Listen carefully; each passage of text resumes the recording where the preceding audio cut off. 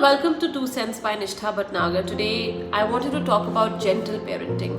It's a term we hear quite often these days, and it's quite a pleasant departure from the spare the rod and spoil your child philosophy. But even today, I often see friends and acquaintances often losing their cool with their children. And why does that happen?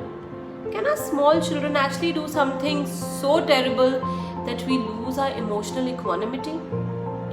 Children are innocent and most often only hungry for attention.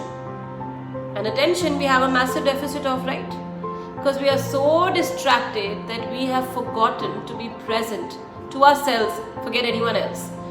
So while we are in our distracted avatars, struggling to focus on multiple things simultaneously, such as replying to 4 different windows on WhatsApp or commenting on different pictures on Facebook, a child's intervention is the last thing we need.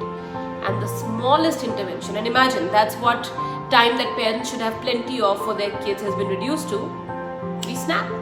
And then we complain that our children are becoming stubborn, disobedient, they watch too much TV, they are constantly on their iPads, they only want to eat junk food, or that they have frequent meltdowns. When actually all they need is our time and attention. Not all of it, but when you give it, make it undivided. And the more I think of these things, I feel that there are some very crucial things that we as parents must bear in mind when rearing our young. First of all, there can be no replacement to love. Tell your children you love them often. Embrace and hug them often. Believe me, nothing will work more miraculously, even if you are trying to convince them to not do something, than saying it with love. Secondly, never ever yell at them or curse them. You see, in Solomon Islands in Africa, the islanders use a technique called curse magic every time they want to fell a tree. So basically, they surround the big tree that they want should die and start cursing it for days. In about 30 days, this negative energy affects the tree's life force so viciously that it dries off and falls to the ground. Now imagine if cursing and yelling can do this to a tree, what it can do to a young mind. Thirdly, never leave your children crying.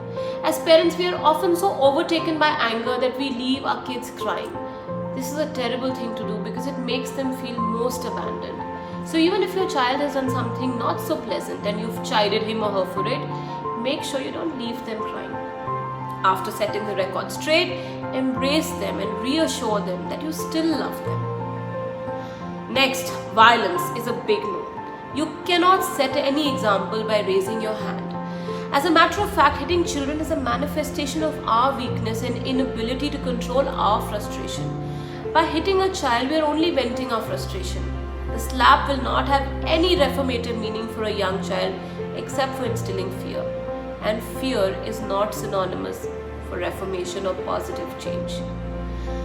Don't compare your children with anyone else. Each child is unique. Look at the universe around us. Each leaf, each plant, each flower, bird and animal are all different and unique. And we believe that our children ought to be like others. We forget that we are talking of humans and not an assembly line or factory that's producing replicas of each other. There was a student who was brilliant. She would come first in all exams, she would know the answers to every question, she was the apple of every teacher's eye. And all parents would tell their children to be like her. When she grew up, she went to the best educational institute of the world on a full scholarship. The parent whose children went to average colleges continued to cite her as a perfect child example. This girl went on to becoming a top executive in a well-known company. But after a few years of making a lot of money and rising up the ranks, she slipped into severe depression. She quit her job and needed years of therapy to become normal again. And through all her stories, one realized that she blamed her parents for never allowing her to be an average child and to do the things that other kids would do. Under the pressure of being number one, she didn't realize when she alienated herself from people and life at large.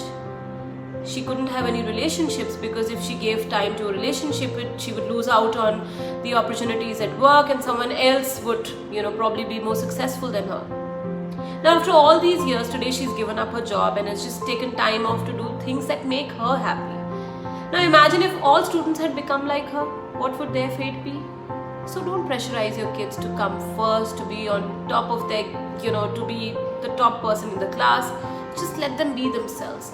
Only happy children become successful adults. Concentrate on happy learning and appreciating them for their skills and their qualities.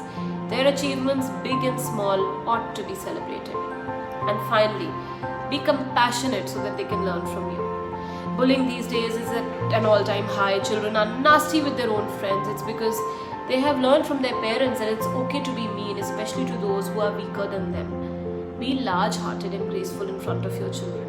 Respect everyone and be compassionate.